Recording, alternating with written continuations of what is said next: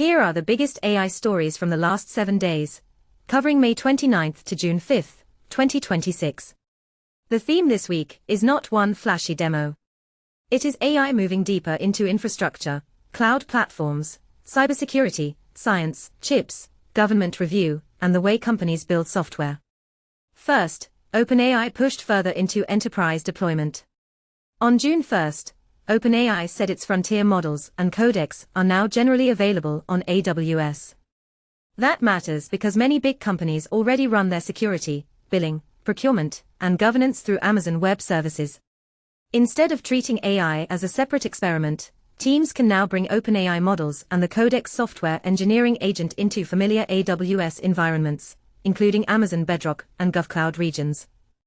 The message is simple: enterprise AI is moving from pilot projects to production systems.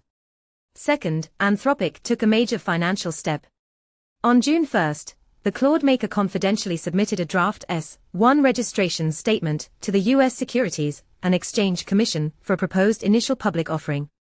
Anthropic was careful to say that the number of shares and price have not been set, and that the IPO depends on market conditions and the SEC review.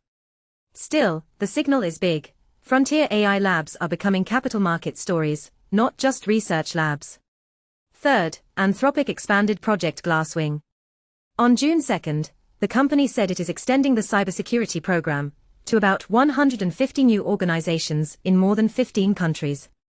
The partners include power, water, healthcare, communications, hardware, vendors, non-profits, and open-source maintainers. Anthropic says earlier partners using Claude Mythos preview found more than 10,000 high or critical severity security flaws. This is one of the clearest examples of AI being used as a defender, not just a productivity assistant. Fourth, Microsoft used Build 2026 to show that it wants more independence in the AI stack. Microsoft announced a family of 7 in-house models, starting with MAI Thinking 1, its first reasoning model. It also described Agent 365 for governing local and cloud agents, Assert for policy-driven safety evaluation, the agent control specification for controls inside agent loops, and Dash, a security system using more than 100 agents to find exploitable bugs. The takeaway: Microsoft is not only selling copilots. It is building the management layer for agentic work. Fifth, NVIDIA kept turning AI into an infrastructure story.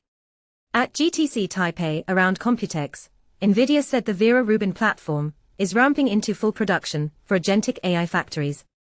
The company says the platform delivers 10 times agent throughput at scale compared with Grace Blackwell, and introduces Spectrum-X Ethernet photonics for million GPU AI factories.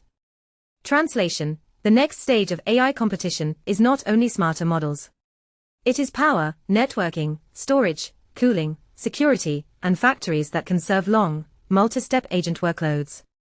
Sixth, the U.S. government moved on frontier AI oversight.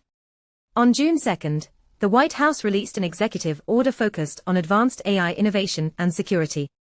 It calls for a classified benchmarking process for advanced cyber capabilities and a voluntary framework for early access to covered frontier models.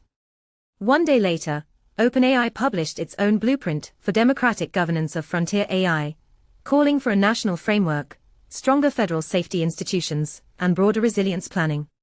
The policy argument is now about how to test powerful models without freezing innovation. Finally, AI for science and biosecurity moved fast. OpenAI announced new GPT-Rosalind capabilities for life sciences, including stronger performance in medicinal chemistry, genomics, wet lab troubleshooting, and executed research workflows in Codex.